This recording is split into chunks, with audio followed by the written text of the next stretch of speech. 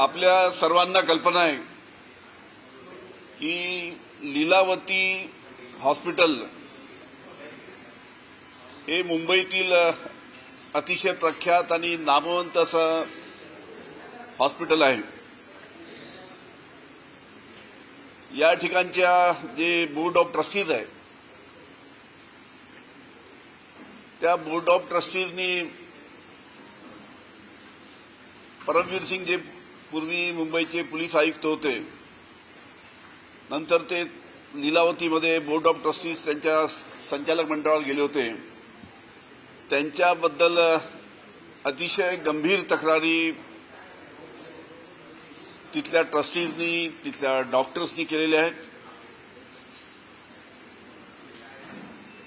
त्याच्यामुळे जे या बातम्या बाहेर आल्या आहेत त्यामध्ये प्रामुख्याने तिथल्या डॉक्टरकडनं पैसे 25-25 लाख रुपये डॉक्टरकडनं पैसे घेणं अशी वादग्रस्त त्या ठिकाणची कारकीर्द त्यांची झाली आहे आणि म्हणून लीलावती हॉस्पिटलनी त्यांना संचालक पदावरनं बडतर्फ केले अशी बातम्या आल्या। आपल्याला माहित आहे की मी जेव्हा राज्याचा गृहमंत्री होतो त्यावेळेस मुंबईमध्ये माननीय मुकेश अंबानी यांच्या अँटिलिया घरासमोर बॉम्ब ठेवण्यात आला होता, स्फोटकं ठेवण्यात आली होती। त्यावेळेस मुंबईचे पोलीस आयुक्त परमवीर सिंगच होते। त्यांनी त्याची चौकशी चालू केल्यानंतर त्यांच्या चौकशीबद्दल शासनाला संशय आला की काहीतरी यामध्ये लपवल्या जात आहे आणि म्हणून ही चौकशी राज्य शासनाने एटीएसला दिली, अँटी टेररिस्ट स्क्वॉडला दिली आणि एटीएसला चौकशी दिल्यानंतर ज्या काही गोष्टी समोर आल्यात त्याच्यानंतर लगेच राज्य शासनाने म्हणजे आम्ही त्याची अतिशय कमी महत्वाच्या पदावर बदली केली आणि पुढील काळामध्ये त्याला सस्पेंड केलं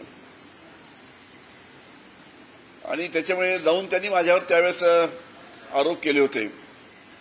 सांगण्याचा उद्देश हाच की आता याच पद्धतीनं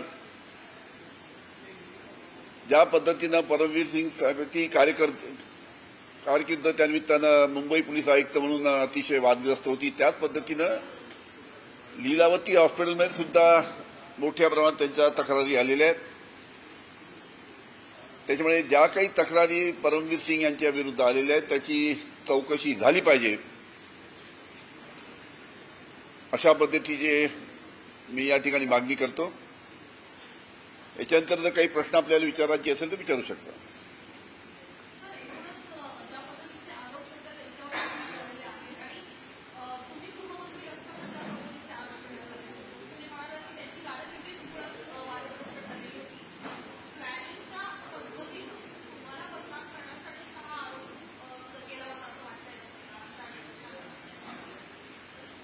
कसं आहे की त्यांनी माझ्यावर आरोप केल्यानंतर मी स्वतः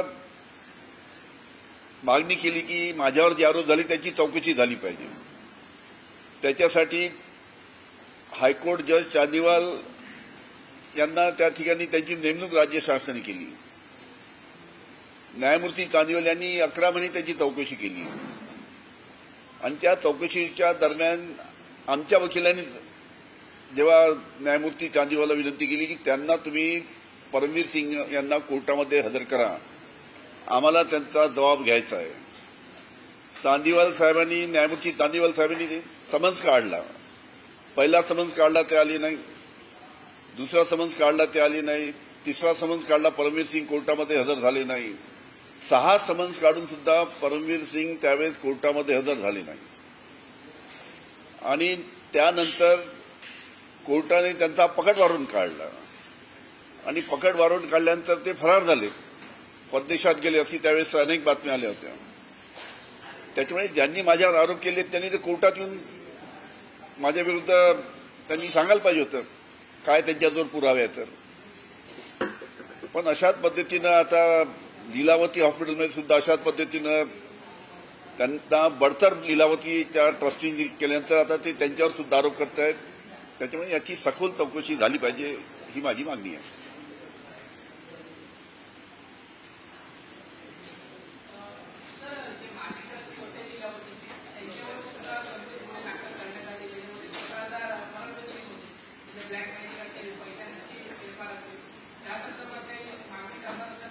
कसं आहे की त्यांची ही परमवीर सिंगची मोडस ऑपरेंडीच आहे. आम्ही जेव्हा राज्य शासनाने जेव्हा त्याची बदली केली, त्याला सस्पेंड केलं, तेव्हा त्यांनी आमच्यावर आरोप केले. आता लीलावती हॉस्पिटलने त्यांना बडतर्फ केल्यानंतर, त्यांना बोर्ड ऑफ ट्रस्टीच्या याच्यामधनं त्याला काढल्यानंतर आता त्यांनी त्यांचे आरोप करतायत.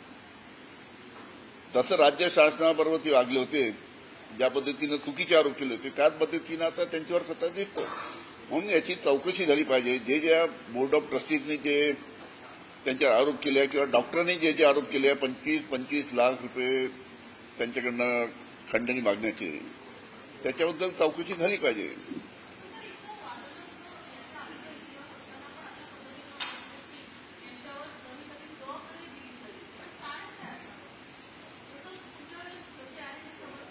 असं आहे की राज्य शासनामध्ये अनेक अधिकारी राहतात.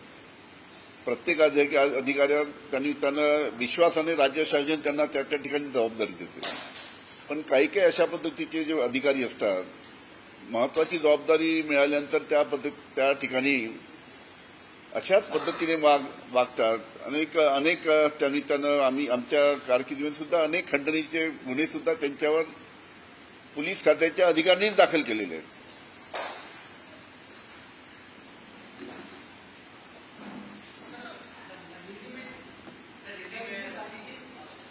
हिंदी में ऐसा है कि मुंबई में जो लीलावती अस्पताल है, बहुत ही प्रेस्टिजियस और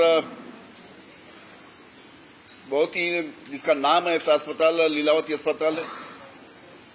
वहां पे बोर्ड ऑफ ट्रस्टीज पे जो पूर्व मुंबई के पुलिस आयुक्त रिटायर होने के बाद में उन्होंने वहां पे ट्रस्टी करके उनको लिया था. लेकिन लीलावती अस्पताल में जब वो ट्रस्टी करके काम लेते थे, उनके ऊपर काफी गंभीर आरोप, वहां की जो ट्रस्टीज है, मेंबर ऑफ ट्रस्टीज, उन्होंने बहुत गंभीर आरोप उनके ऊपर किए कि किस प्रकार से पद का दुरुपयोग उन्होंने किया, किस प्रकार से डॉक्टर लोगों से 25-25 लाख रुपए खंडनी उन्होंने मांगी. इस प्रकार के आरोप बोर्ड ऑफ ट्रस्टीज ने उनके ऊपर किए हैं. आपको पता है कि इस प्रकार की आदत परमवीर सिंह की पुरानी है. माननीय मुकेश जी अंबानी, इनका जो मकान है एंटीलिया के सामने, मैं जब गृहमंत्री था, उस वक्त परमवीर सिंह उस टाइम मुंबई के पुलिस आयुक्त थे. उस वक्त एंटीलिया के घर के सामने बम रखा गया, जिलेटिन. और उसकी जब पुलिस ने इंक्वायरी चालू की तो राज्य शासन को इसका डाउट आया कि जिस प्रकार से मुंबई के पुलिस आयुक्त परमवीर सिंह उस टाइम के जिस प्रकार के राज्य शासन को ब्रीफिंग देते थे, उसके बारे में राज्य शासन को शंका आई और उसके लिए उनके हाथ की इंक्वायरी निकाल के, परमवीर सिंह के हाथ की इंक्वायरी निकाल के वो इंक्वायरी एटीएस को दी गई. और एटीएस को देने के बाद में जो सच्चाई सामने आई, पूरे एंटीलिया के मामले में जो जो अधिकारी इन्वॉल्व थे उसमें उसके मास्टरमाइंड, उसके जो एंटीलिया के सामने बम रखने के मास्टरमाइंड परमवीर सिंह थे. ऐसी जानकारी जब हमारे पास आई, तब हमने उनका तबादला एक साइड पोस्ट पे किया और उनको सस्पेंड किया. और उनको सस्पेंड करने के बाद में उन्होंने हमारे ऊपर आरोप लगाए. हमारे ऊपर आरोप लगाने के बाद में हमने दरखास्त की शासन को, भाई मेरे ऊपर जो आरोप लगाए उसकी इंक्वायरी होना चाहिए. हाईकोर्ट जज माननीय चांदीवाल साहब, इन्होंने उसकी इंक्वायरी की. उनके कोर्ट में हमारे वकील ने जब बोला कि भाई परमवीर को कोर्ट में बुलाइए, चांदीवाल साहब के कोर्ट ने जब परमवीर के लिए समन्स निकाला कोर्ट में हाजिर रहने के लिए। पहला समन्स निकाला, परमवीर कोर्ट में आए नहीं, दूसरा समन्स निकाला, तीसरा निकाला, चौथा निकाला, 6 समन्स निकाले, उसके बावजूद भी वो कोर्ट में हाजिर नहीं हुए। उसके बाद में उनका पकड़ वारंट निकाला गया। पकड़ वारंट निकालने के बाद में वो लापता हो गए, फरार हो गए। उस टाइम खबरें आ रही थी देश के बाहर चले गए। मतलब ताज्जुब है कि जिसने मेरे ऊपर आरोप लगाए थे 100 करोड़ का, उनको जब कोर्ट बुलाती है कि आप आके आपका बयान दो, तो कोर्ट में हाजिर रहने को तैयार नहीं। उसी प्रकार का अभी लीलावती की जो खबरें आई है अस्पताल की, लीलावती के बोर्ड ऑफ डायरेक्टर्स ने जब उनके ऊपर एलिगेशन किए या वहां के डॉक्टर ने एलिगेशन किए और उनको सस्पेंड किया लीलावती अस्पताल ने, उनका जो डायरेक्टर थे ट्रस्टी, वो पद से उनका हटाने के बाद में भी उनके ऊपर आरोप कर रहे, ऐसी खबरें आ रही है। मतलब ये उनकी परमवीर सिंह की पुरानी आदत है कि जो उनके ऊपर कार्रवाई करता है, उनको बर्तब करता है या कड़क कार्रवाई करता है, तो उसके ऊपर आरोप करने का पुराना सिलसिला परमवीर का है। इसी प्रकार ये लीलावती में भी हुआ ऐसा दिखता है, तो इसकी जांच होना चाहिए, हमारी मांग।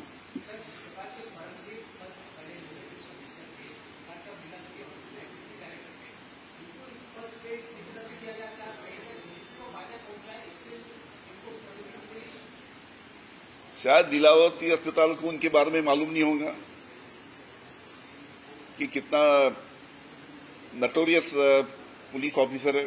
ऐसे है कि मुंबई में और मुंबई पुलिस और महाराष्ट्र पुलिस में बहुत अच्छे ऑफिसर है। मतलब 99% अफसर बहुत अच्छे हैं। कुछ लोग जो रहते परमवीर सिंह जैसे, उसके वजह से पूरा पुलिस फोर्स बदनाम होता है।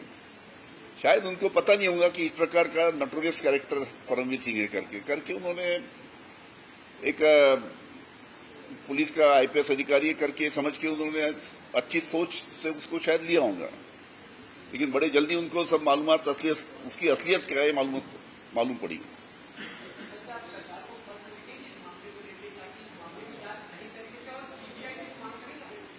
हम उसकी सरकार को जरूर लिखेंगे और इसकी जांच होना चाहिए, हमारी उसमें मांग है कि जिस प्रकार से एलिगेशन वहां के बोर्ड ऑफ डायरेक्टर्स कर रहे हैं, जिस प्रकार के एलिगेशन वहां के लीलावती के डॉक्टर्स कर रहे हैं, उसकी जांच होना चाहिए और जो सच है वो सामने आना चाहिए।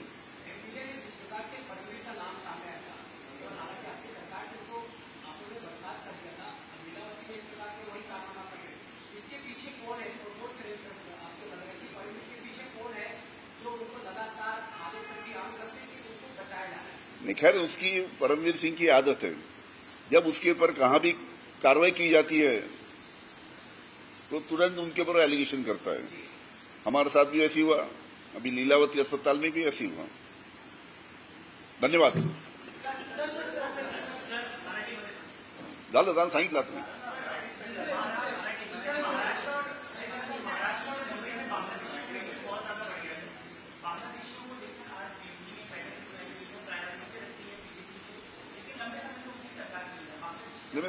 आवाज नहीं आ रहा आपका। बांग्लादेशियों पर लगातार कार्रवाई की मांग की जा रही है। आज बीएमसी में भी बैठक होनी है, सरकार होती है, लेकिन इसके बावजूद भी बांग्लादेशियों पे कंट्रोल नहीं होगा।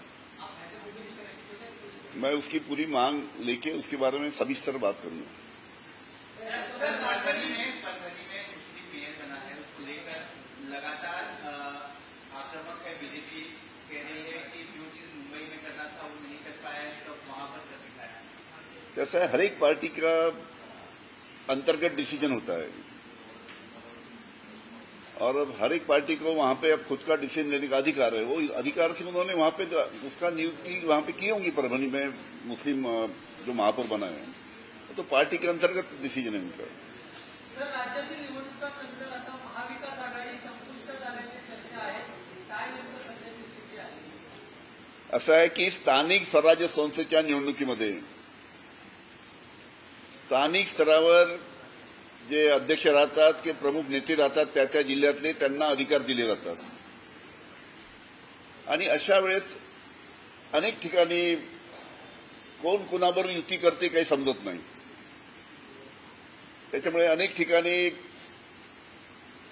शिवसेनेची बीजेपीवर झाली, ठाकरेंच्या शिवसेनेची एकनाथ शिंदेच्या शिवसेनेवर झाली, राष्ट्रवादीची अजून कोणाबरोबर झाली, बीजेपीवर झाली, असं एखाद्या ठिकाणी झालंय. अशा अनेक ठिकाणी स्थानिक स्वराज्य संस्थेमध्ये ह्या अशा पद्धतीनं खालच्या स्तरावर, जिल्ह्याच्या स्तरावर निर्णय होत असल्यामुळे अशा प्रकारच्या युती होत राहतात. त्याच्यामुळे महाविकास आघाडी ही सक्षमपणे एकत्र आहे. जे काय तिन्ही प्रमुख पक्ष आणि आमचे मित्रपक्ष आहेत, एकत्रित सर्व या निवडणुकीमध्ये झाल्यानंतर एकत्रितपणे परत काम करतील. आपल्या पक्षाचे प्रदेशाध्यक्ष श्रीकांत शिंदे यांना आपल्या या साप्ताहिकात एक लेख लिहिलेला आहे अध्यक्षीय भाषण आहे त्यांचं, आणि त्यांना स्पष्टपणे असं म्हटलंय की शरद पवार यांच्याच नेतृत्वात बैठक पार पडल्या होत्या विलीनीकरणाच्या, आणि संपूर्णपणे अजित पवार यांच्याकडून नेतृत्व देण्याचा निर्णय झाला होता. नेमकं सत्य काय आहे? कधी बैठक पार पडली, काय चर्चा? अनेकदा सत्य अनेक नेत्यांनी बोललेलं आहे. आता एकनाथजी शिंदे साहेब जे आहेत, शशिकांतजी शिंदे आहेत, आता पक्षाचे अध्यक्ष आहेत, आणि त्यांनी जे वक्तव्य केलं, त्यांनी अध्यक्ष म्हणून जे वक्तव्य केलं, त्यांना आता पक्षाचे अध्यक्ष म्हणून जास्ती माहिती आहे. जिल्हा परिषदेच्या ज्या निवडणुका झाल्या त्या निवडणुकांच्या वेळेला अजितदादांच्या उपस्थितीमध्ये राष्ट्रवादी शरदचंद्र पवार पक्षाचे काही उमेदवार हे घड्याळाच्या चिन्हावर लढलेले होते. या संदर्भातली बोलणी प्रदेश अध्यक्ष, त्यानंतर अमोल कोल्हे, रोहित पवार यांच्याबरोबर थेट अजितदादांनी केलेली होती. आता निवडून आलेल्या नगरसेवकांसमोर एक पेचप्रसंग असा निर्माण झालेला आहे की आता समित्यांमध्ये किंवा इतर ठिकाणी जर त्यांना स्थान मिळायचं झालं तर ते बोलणी कोणाशी करणार किंवा त्यांची बाजू कोण मांडणार. त्यामुळे आता जे ठिकाणीचे जे कोणी नगरसेवक जे घड्याळाच्या चिन्हावर निवडून आलेले त्यांचा एक मोठी अडचण निर्माण झाल्याचं बोललं जात आहे. तुम्हाला काय वाटतं? असं आहे की आता राज्याचे माजी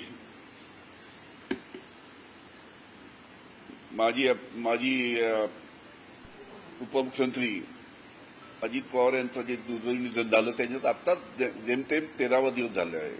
दुखवटा आता 13वा दिवस म्हणजे संपलेला आहे. त्याच्यामुळे आता या बाबतीत पुढील काळामध्ये बैठका होतील.